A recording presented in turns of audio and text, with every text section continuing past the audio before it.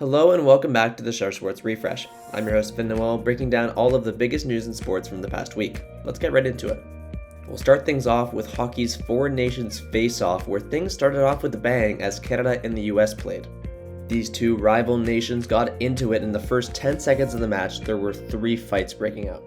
After those 3 fights, a nice goal by Connor McDavid put Canada up 1-0, but that would be the only point they scored all game. The US would score 3 in a row after that and take the game home 3-1 in this round-robin matchup. That win moves America on to the Four Nations finals, and Canada and Finland play a game tonight. The winner of that one will face America in the finals. That finals goes down on Thursday, so make sure you stay tuned next week to see what happens. Along with the Four Nations Cup, this weekend has also hosted the NBA's All-Star ceremonies. Now, the players haven't been putting too much effort into the All-Star game, which has made fans upset, so this year it was in a tournament format.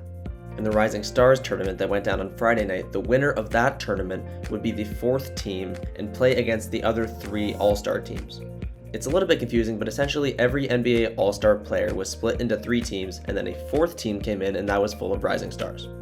Out of those 4 teams, the winner of the entire All-Star weekend was Shaq's OGs, led by Shaquille O'Neal as the coach. The MVP of the All-Star game was Stephen Curry, and that was his 2nd All-Star MVP win. On Saturday, some exciting stuff went down as the 3-point contest, skills competition, and dunk contest were all on that day. The winner of the dunk contest was Mac McClung, who won his 3rd straight. He's one of the greatest dunk contest players ever and is the only person in NBA history to win 3 dunk contests in a row. He scored a 50 out of 50 on every single dunk that he attempted. Very impressive for Mac McClung. His best dunk, as shown on the screen here, was jumping over a car, over a person, and reverse slamming it home. A very impressive night. As for the 3-point contest, the winner was Tyler Herro. Congratulations to Shaq's OGs, Mac McClung, and Tyler Herro for their wins this All-Star weekend. Although the product wasn't very successful, it's still nice to see the NBA trying something new to fix their All-Star weekend. I'm sure they'll make even more changes going into next year. Next up, let's check up on the playoffs of the Champions League in soccer. The first 2 winners were PSG and Dortmund, both winning their games 3-0. Then on Tuesday, Juventus beat PSV 2-1.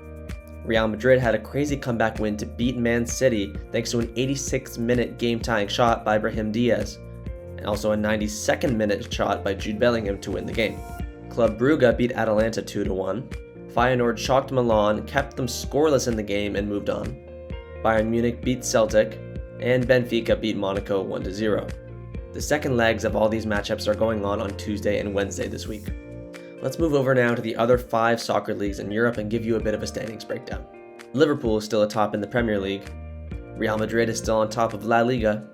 Napoli, Inter, and Atalanta are still in the race for the top spot in Serie A. In Bundesliga, Bayern Munich is definitely the top team, and in Liga, the same thing with PSG. Let's now move into some college basketball, where there's only a few weeks left in the season until March Madness. A good game this week was Purdue losing to Michigan by just 2 points. Michigan's top player, Danny Wolf, scored 15 points in the game, and he is looking like a draft prospect this year. In other games this week, Florida beat Mississippi State and Kentucky beat Tennessee. Purdue took another tough loss on Saturday, this time a 10-point loss to the Wisconsin Badgers. The top player for Wisconsin in this game was John Tonje, who finished with 32 points and 6 rebounds in the impressive win. Some other important games include Houston taking down Arizona, and Mississippi State taking over Ole Miss in the Battle of Mississippi. But out of all of those games, the biggest one was the number 1 and 2 teams in the country taking on each other, Auburn and Alabama. The number 1 team in the country, Auburn, ended up taking home this win thanks to their 3-point shooting and star player Johni Broome's 19 points and 14 rebounds.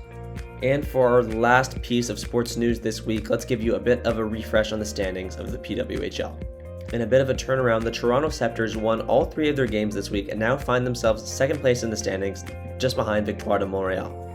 The Minnesota Frost have struggled as of recently and are now tied with the Toronto Scepters for 2nd with 26 points. And again, the Ottawa Charge and New York Sirens have much work to do if they want to stay in playoff contention. They're the last 2 teams in the standings. And that's it for this week's episode of the Shutter Sports Refresh. I've been your host, Finn Noel, and you can check me out on social media right down here.